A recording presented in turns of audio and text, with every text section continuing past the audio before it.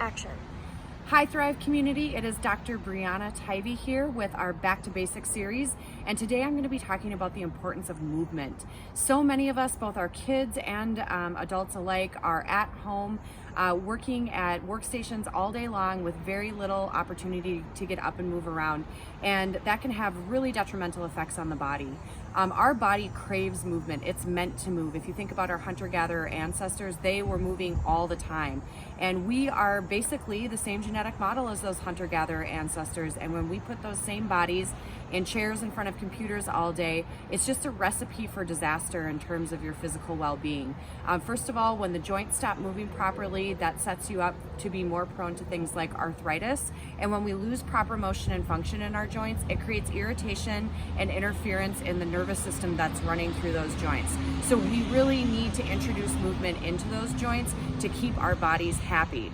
Also, when we create movement in the body or in the spine, it stimulates certain fibers that create a good majority of your spinal cord, and those fibers send positive messages, surges of positive messages up to the brain when you introduce movement.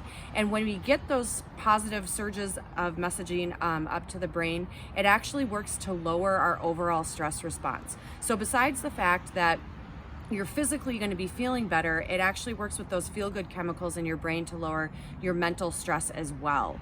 So my rule of thumb for you as you're stuck behind your computer all day long is that for every 30 minutes that you're sitting in front of a computer or at a desk, you get up and create 2 minutes of movement into your life.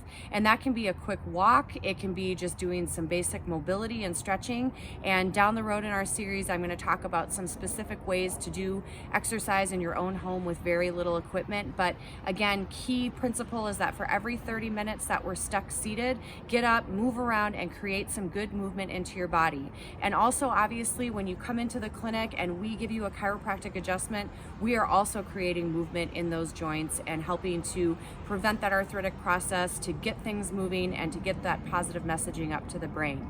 So key for this week is movement, movement, movement. Get up and move around for every half hour you're stuck seated. I look forward to sharing more ways that you can incorporate this movement down the road. Be well.